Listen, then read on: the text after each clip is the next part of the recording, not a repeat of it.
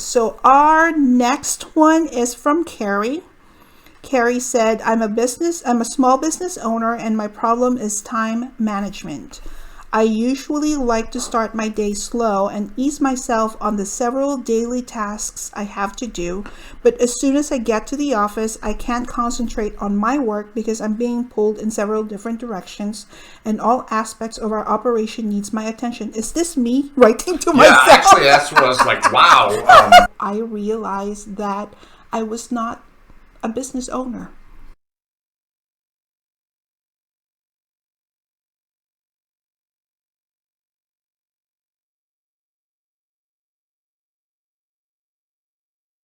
So our next one is from Carrie. Carrie said, I'm a small business owner and my problem is time management. I usually like to start my day slow and ease myself on the several daily tasks I have to do, but as soon as I get to the office, I can't concentrate on my work because I'm being pulled in several different directions and all aspects of our operation needs my attention. Is this me writing to myself? Yeah, actually, that's what I was like, wow. By the time that I get to catch my breath, it's already the end of the day and most of the staff are going home. I find that I'm always the last person to leave because I can only concentrate on my work when everyone is gone. I feel like I can't keep doing this since I am also a mother and I want to be home for dinner so I can catch up with my 2 kids' life. I'm afraid I will suffer from burnout if I keep the same schedule. I know you're also a business owner. Do you have a productivity hack or some sort of strategy to help me keep my company running smoothly as well as my sanity? What is her name? Carrie? Carrie, is this you? Carrie, you sound like me. Oh, yeah. You sound like me. This is me. This is exactly me when I was a pastry chef owning a business. This is exactly me. And I can empathize to how you feel. But now that phase of my life has been years ago, I realized that I was not a business owner. I was a business operator. And there's a difference. There's a world of difference. You are operating as a business operator right now. And you need to go from that phase to becoming a business owner. And for you to own a business, you should be working on the business and not in the business. And I know I had to remove myself from that business before I realized what was wrong. Right. Yeah, because when you're where you are right now, I would compare it to being in a maze. You're in the maze right now instead of being in the tower looking at the maze, navigating where you should be going. Yeah.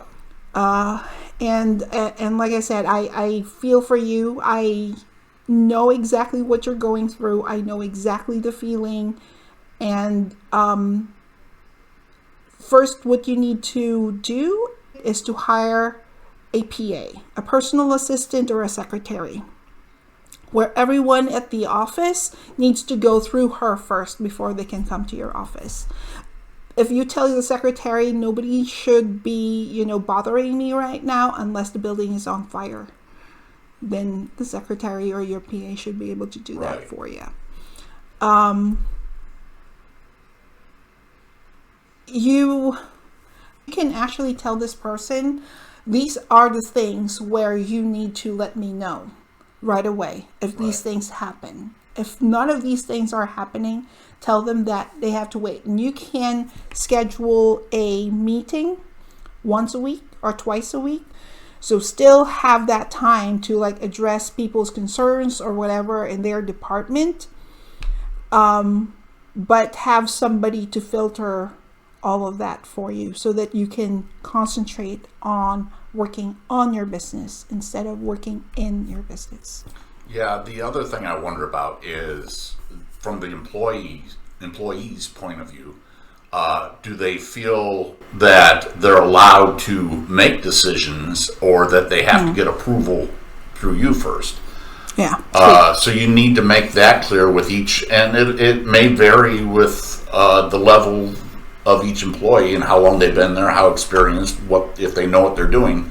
But you may have to address that to each employee, what they're allowed to do and what they need to bring you in for approval or suggestions for. Right. So you need to make it clear to them, the level of authority that they're given on their department, so that they can make their own decisions if need be, or if they need your authorization to proceed. Right. But it's also, like I said, having a secretary, having someone to filter all of the things before it goes to your office is really important. Yeah, I think that's one single, position that you need to have in your organization, in your company. And I don't know how many employees there are, but if there's enough, each department should have somebody that's in like a senior. Yeah, she didn't say what position. kind of business she's in. But if it's 15 plus employees, or you may have to appoint somebody, okay, run it through them, and if they don't have an answer, then I'll consult me. Right. Yeah. And you can also give that instruction to your PA or your secretary that these are the things that I need to know right away. Right. And these are the things that can wait, and these are the things that tell them they can decide on this. Make a decision on this. Do it in such a way that it's empowering to them, not something like, I don't want to deal with you. Just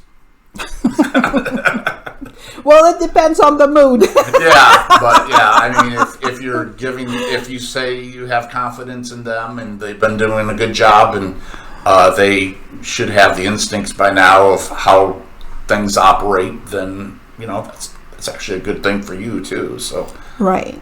Yeah, so basically you need to find a way so that you can work on your business and grow your business instead of working in your business and becoming a self-employed. Those are two different things. Do you want to be self-employed, or do you want to own a business? Really?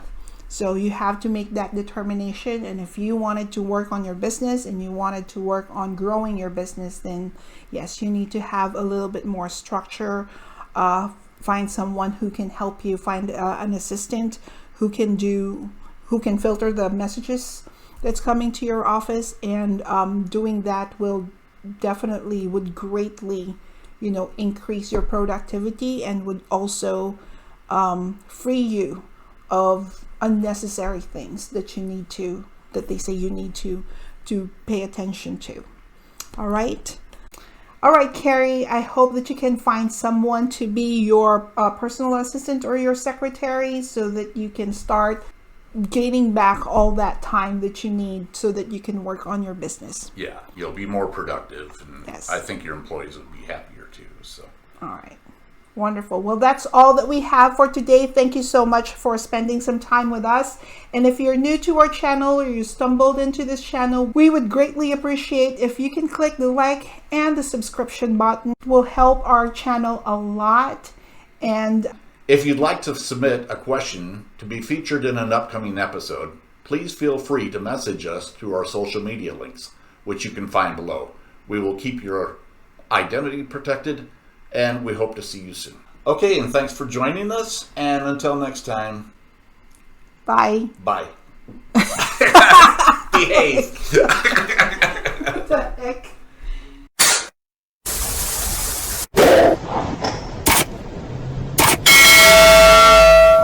On the next episode of Clear Echoes, I'm sorry I didn't provide much details from my last email. To be honest, I was ashamed. I had to think long and hard if I even want to write to you again and explain my situation, but I decided to tell you my whole story so you can advise me how to get over my feelings and move on. I dated a married woman. I'm a 40-year-old working a menial job for a multinational company. I regret going to college and taking my master's degree just to end up working as a rank and file employee. Now most of my salary goes to paying my tuition loans, and I'm barely left with any money to afford even a mediocre life. My best friend and I started a cookie business, but it unfortunately tanked. We maxed out multiple credit cards that we used to put up our physical store and purchase our initial inventory. We were only open for about 8 months, and now we're in debt up to our eyeballs, and we don't know how to dig ourselves out of this hole we buried ourselves in. Oh, Tamika.